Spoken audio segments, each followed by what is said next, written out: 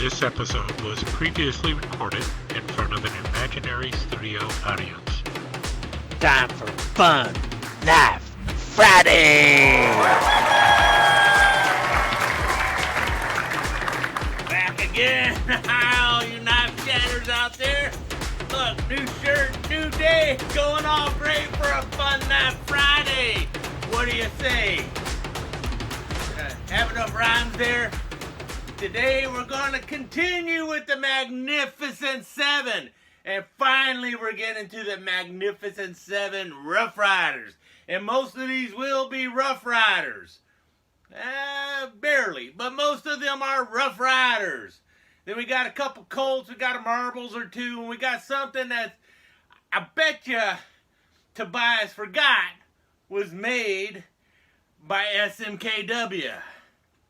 So, without further ado, let's get this show rocking. And we're going to get it popping with the Paratrooper Bowie.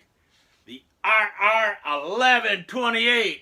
Look at that beautiful box it came in. And one thing Tobias never wants to show is the original sheath. Look at that sheath, man. Got the wings down there. Fighting soldiers from the sky. No, wrong ones. Those would be Green Berets. Yeah, there you go. Look at that. Beautiful black nylon sheath. You got your little thing down back here for the belt. Velcro. I don't think they had Velcro in World War II.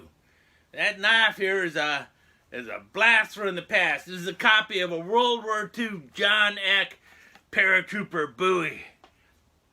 Cool thing about this knife, 1070 carbon steel out of El Salvador. Not all Rough Riders are made in China. This knife was actually made in the Condor factory in El Salvador. And it's a pretty good copy of the old Eck Paratrooper Bowie. This is just one magnificent knife. And got a little lanyard down there too. And the sheath ain't half bad for what it is. Even came with a little sharpening stone if you want to use it. So you got the sharpening stone in the sheath. Ah, come on, come on. There we go, sharpening stone. So many knives came with a cheap sharpening stone, it seems, at one time. Anyway, there's number one, the Paratrooper Bowie. What we got for the next one here? Just showed this one, but it's worth showing again.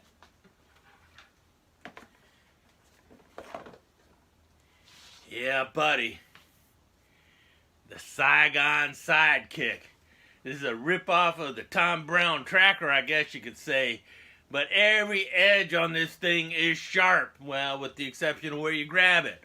Nice stacked leather handle. You got the aluminum pommel back there. You got your little lanyard thingy hanging there. I don't know what you're going to do with that with it all tied up. Maybe you should undo that. Tobias made its own sheath for it. Added in the little GI toothpick into the sheath too, so that's kind of cool. Then he personalized the sheath and all tiger stripe, because nothing says Vietnam like tiger stripe. And the Saigon Sidekick. Need my medicine. Hold on a second. Alright. Yeah! Now I'm ready. Yeah, buddy. But yeah, you got this edge up here. This is actually sharp. That's like but it's not chopping sharp. This is your razor sharp edge. This edge is more like for cutting through wood or something like that. Then you got a saw teeth up here. Some really aggressive saw teeth going on. Every edge of this, like I said, is for chopping something. And yeah, definitely something that needs to be hitting a couple watermelons or something like that. Definitely a fun little knife. Little knife. About 10 inches, maybe 11 inches or so. About a 5-inch handle on there. Pretty cool looking thing. I like the Saigon Sidekick. It just looks mean. Came with an axe too. There's a Saigon Sidekick 2 axe floating around here somewhere.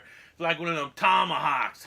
But I got something else to show you instead of the Saigon Sidekick axe. Let's go to something by Marbles. Now this thing's a mean mamba jamba if I ever saw one. Would you look at that? I guess it don't look as mean in the sheath, but look at that thing. got a little dangler sheath going on with it, so you can dangle it off your hip there if you need to. And then got a little pouch up front here for a stone. Like everybody's got a stone. Everybody's gotta get stoned. Yeah. Everybody's got it. Oh, wait. We're back into the knife here. Marbles chopper. Yeah, that's right. They just called it the chopper. And you know why? Because every edge on this thing is sharp and set there for a reason. So over here you got this saw side kind of blade. And look at it, it's kind of concave. So when you're sawing, it's going to be really in there. Now it's not extremely sharp, but I tell you what, you whack it into something, it's going to cut into the...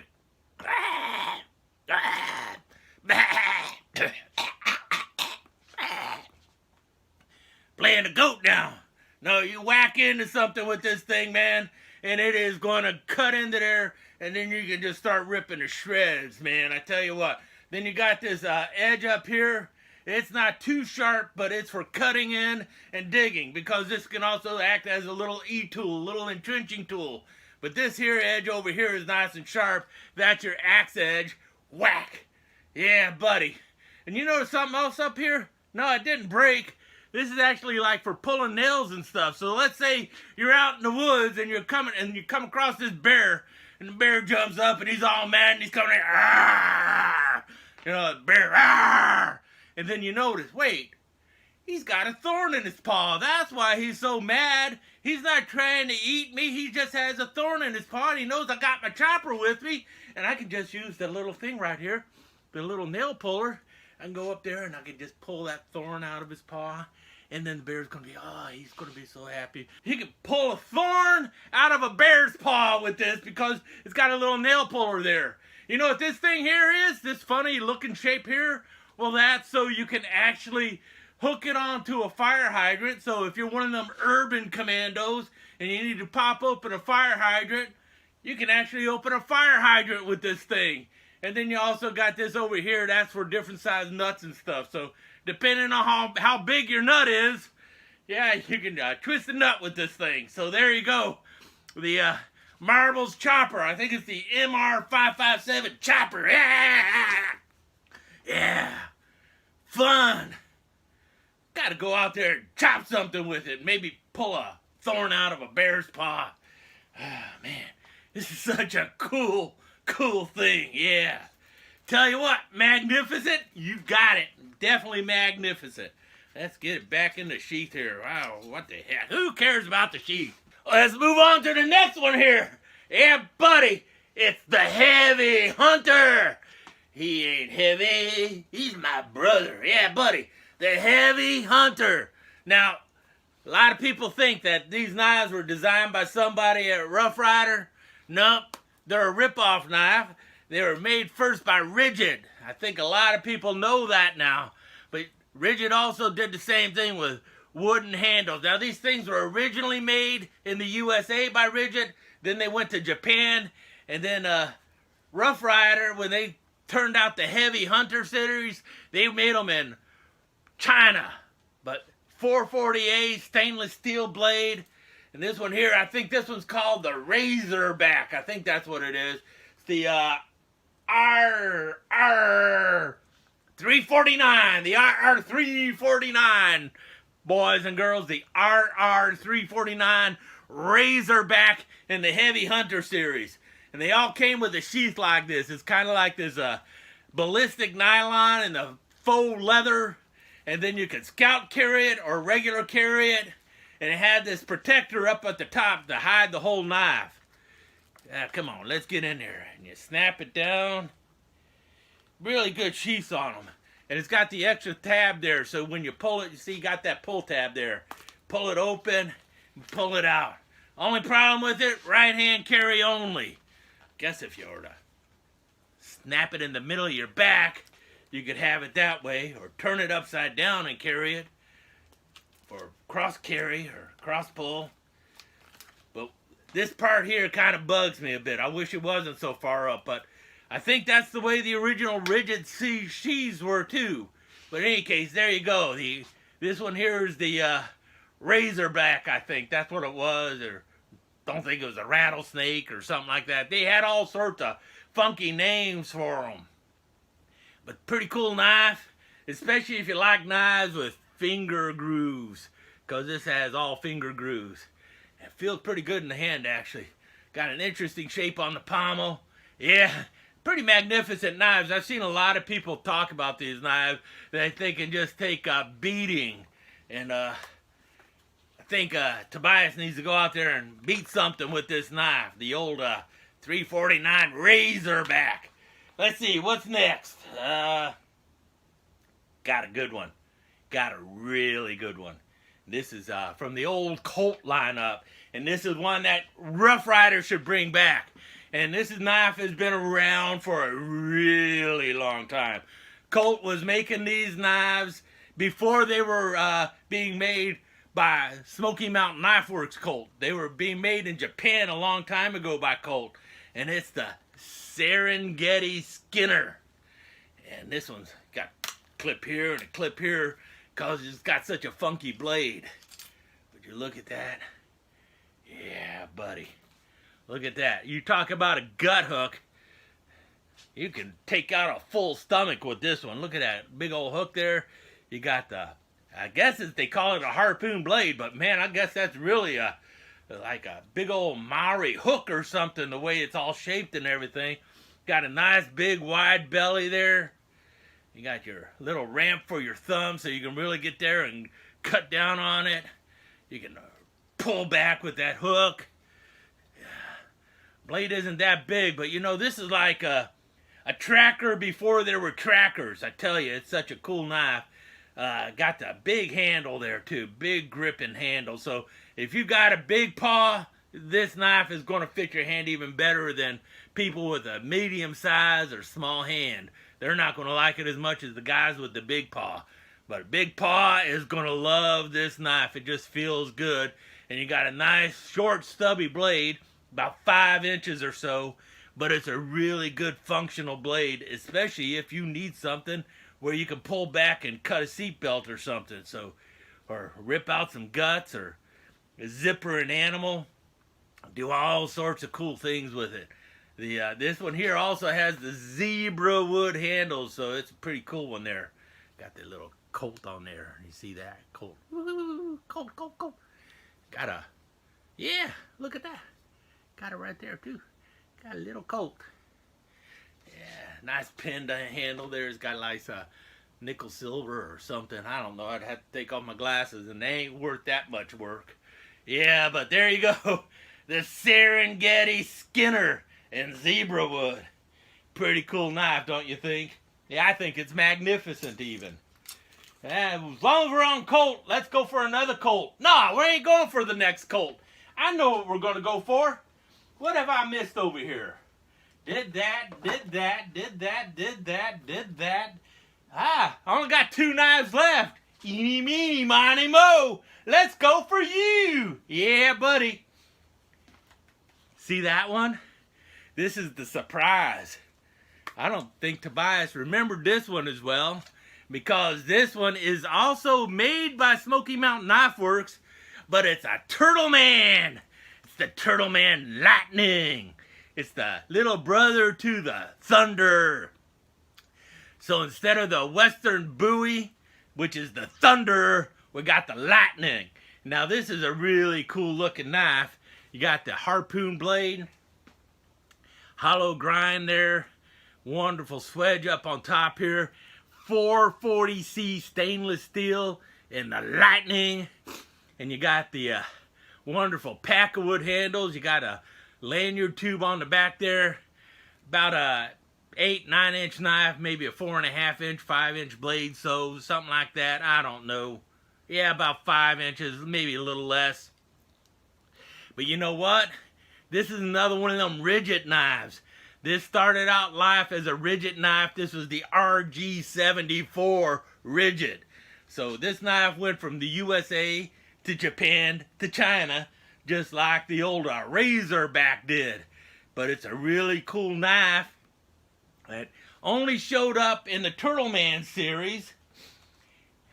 Had a slightly different sheath, So did the original RG74s. They didn't have the same sheath as the other Rigids. Rigid even made some folders. But in any case, there you go. The Lightning. And this is a knife that I think Rough Ryder needs to bring back in the Rough Ryder line. Bring it back. Give it a cool name. And finally, last knife.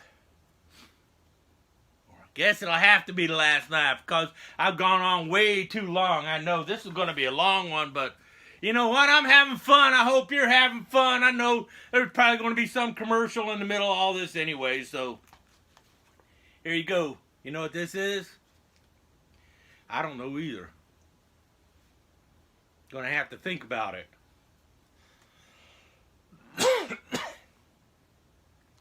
Oh, what the heck? You can't get it anyway, probably. I think it's called the Vindicator. The Saigon Vindicator or the Vietnam Vindicator. Something like that. It's by Colt. But you look at that knife. Is that not a cool knife? You got the double-edged blade.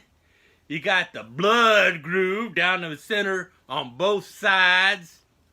You got your little thumbprint there. You got the stacked leather handle. Got a lanyard tube for some stupid reason. But is that not a nice looking dagger? About a 6-inch blade going on with it. 5-inch handle. 11 inches overall. 440A stainless steel, I believe. And just a nice knife. Nicely balanced and everything else. You can actually get a finger up in front of there if you need to. So you can get a really good grip pulling and pushing at the same time. But really, you know what that was for. You know why they wanted something like that. This is kind of like a cross between the M3 trench knife and the V42. Because you got the thumbprints there. But that wider blade, you know, that you'd find on a trench knife. Just a really good fighter. That's what this is for.